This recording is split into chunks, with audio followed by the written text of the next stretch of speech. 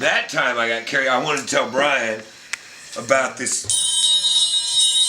sci-fi movie idea I've been workshopping about these ravers, about these Burning Man people who are like only the most wasted party people in the whole history of wasted party people can communicate with these other dimensions, and it's such a buzzkill for these like vampires and unicorns and all these creatures that are like right beyond the surface, but every time they manage to get like a line of communication, you know, it's always some whack job. It's so blasted that it can't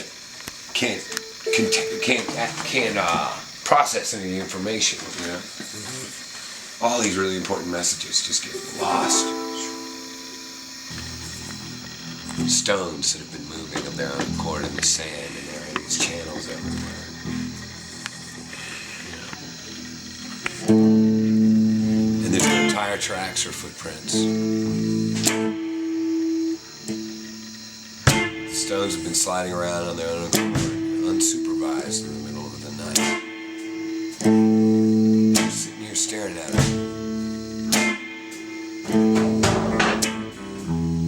Naked and dehydrated and afraid. You can't even remember your name. You don't know who you are. You don't know where you came from. And then you hear a voice in your head. It says, "We are not stones." You say aloud, "Holy shit, a talking rock." It says,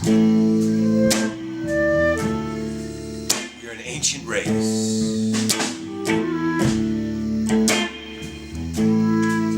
Forged in primordial fires.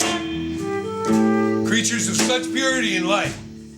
We used to populate the earth by the millions in prehistoric times, but in more recent history we've been referred to as unicorns. We were simply immortal creatures of light, but not indestructible. And as you know, when you got too much power and too much beauty in one place, it attracts certain unwanted attention. And vampires find the flesh of the unicorn irresistible. And that's the reason it's all men know that these creatures of purity and light had to take to shape-shifting into other forms in order to hide in the modern world. And when the last of them that managed to evade every predator, interdimensional, reptilian and otherwise, was named Sasha. She was roaming the streets of Moscow in 1948 disguised as a little dog when the Soviet Space Agency kidnapped her. And they fabricated a little spacesuit out of duct tape and old vodka bottles and pieces of Cuisinart that they had smuggled in from Taiwan. They had a transistor radio involved, feeding tubes that let a little protein mush out in her face 3 times a day. They had a tiny little space dog diaper that hosed her backside off every week, whether she needed it or not. Heart rate monitors, brain rate monitors, lung function monitors. It took about 500,000 gallons of diesel fuel and stuffed it inside of a big old tin can called the Sputnik rocket. Put the match on that sucker and if you look up at the sky on a moonlit night, the only other light in the sky is a blue light, low, twinkling, almost shimmering, but more twinkly. And that blue twinkly light is Sasha, still orbiting the planet, sending back radio signals about her heart rate, and her brain rate, and her liver function.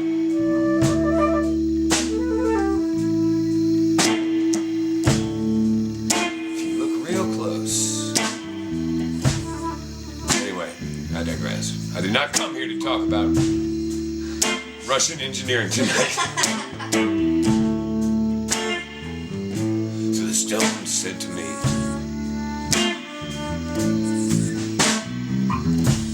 "We've been watching you ever since you were born. You've been hiding in the shadows for thousands and thousands of years. Now, you've traveled millions of light years to get here to your planet. We knew we were getting close when we saw the Cheeto bag floating next to the moon. But when we found that unicorn in that little Russian space dog suit orbiting your planet, we knew that we had come to the wrong place. We took all our knowledge, and we took all of our technology, all our science and all our religion. We gave it to that little unicorn.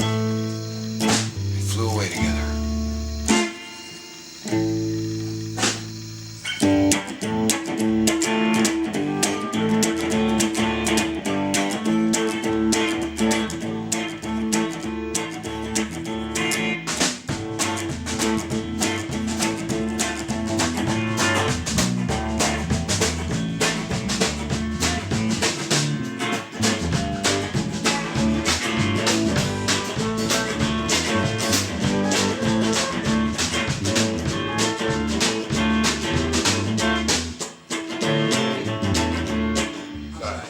That was me too, huh?